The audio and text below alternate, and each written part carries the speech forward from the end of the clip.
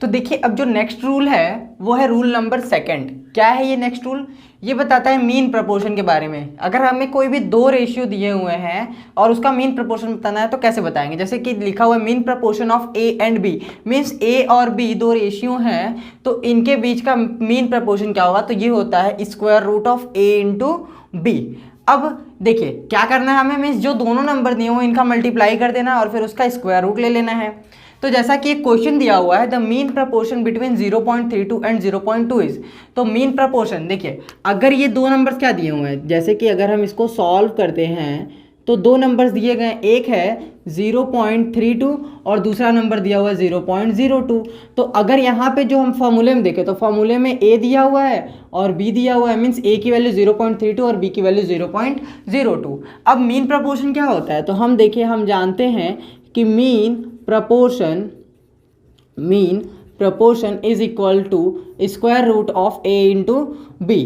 तो यहाँ पे हम पुट कर देंगे, तो देखिए जब यहाँ पे ये पुट करेंगे तो ए की वैल्यू क्या है 0.32 और बी की वैल्यू 0.02। और जब हम इन दोनों का मल्टीप्लाई करेंगे तो देखिए सबसे पहली चीज़ कि 32 का मल्टीप्लाई 2 से कर देंगे तो ये आएगा 64 और यहाँ पे भी 2 डिजिट पे डेसिमल, यहाँ पे भी 2 डिजिट पे डेसिमल, तो टोटल 4 डिजिट के पहले डेसिमल आ जाएगा और ये 0.0064 इसका आंसर होगा।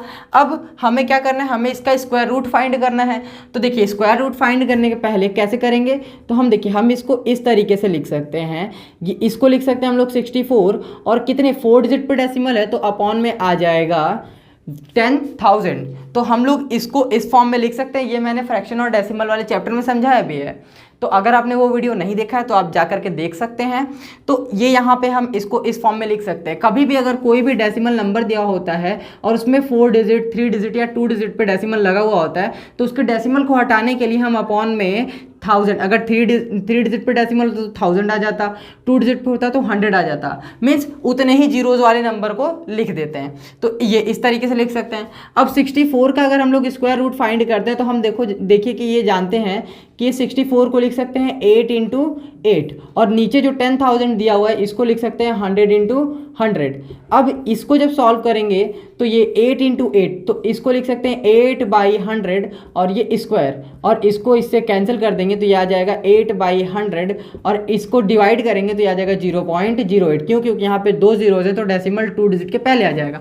तो इसका आंसर आ गया 0.08 जो कि ऑप्शन नंबर ए है, करेक्ट है। तो मीन प्रपोर्शन जो होगा इन दोनों नंबर्स का वो होगा 0.08। अब जैसे आते हैं नेक्स्ट रूल पे, तो देखिए रूल 3 दिया हुआ है डुप्लीकेट रेशियो। कभी कभी क्या होता है कोई रेशियो दे करके हमसे उसका डुप्लीकेट रेशियो पूछ लेता है। तो जब भी कभी रेशियो अगर रूट के फॉर्म में दिया होता है तो अक्सर उसका डुप्लीकेट रेशियो पूछता है। ये कई बार क्वेश्चंस पूछे गए हैं एंट्रेंस एग्जाम में।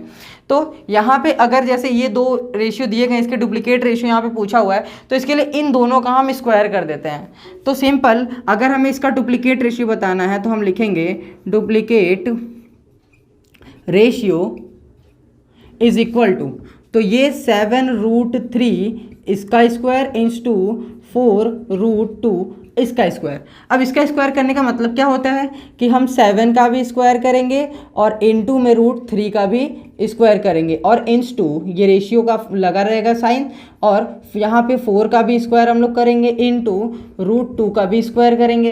तो देखिए 7 का स्क्वायर करने पे 7 इंटू 7 मीन्स 49 इंटू √3 का स्क्वायर करेंगे तो स्क्वायर से रूट कैंसिल हो जाएगा तो ये आ जाएगा 3 इंटू 4 का स्क्वायर करेंगे तो ये 16 और √2 का स्क्वायर करेंगे तो ये 2, तो क्योंकि स्क्वायर से रूट हमेशा कैंसिल हो जाता है। अब 49 में 3 से मल्टीप्लाई कर देंगे तो देखिए 9 3 जा 27 कैरी आया 2 और 4 3 जा 12 2 14 इंटू 16 2 जा 32 मीन्स जो रेशियो होगा डुप्लीकेट रेशियो वो होगा 147 इंटू 32।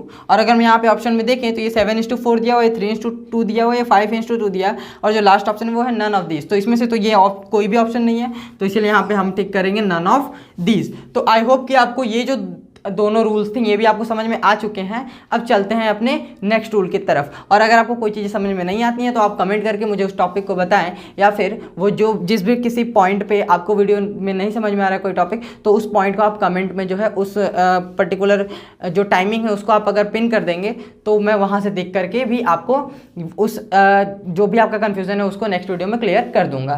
तो चलिए चलते हैं अपने नेक्स्ट रूल की तरफ।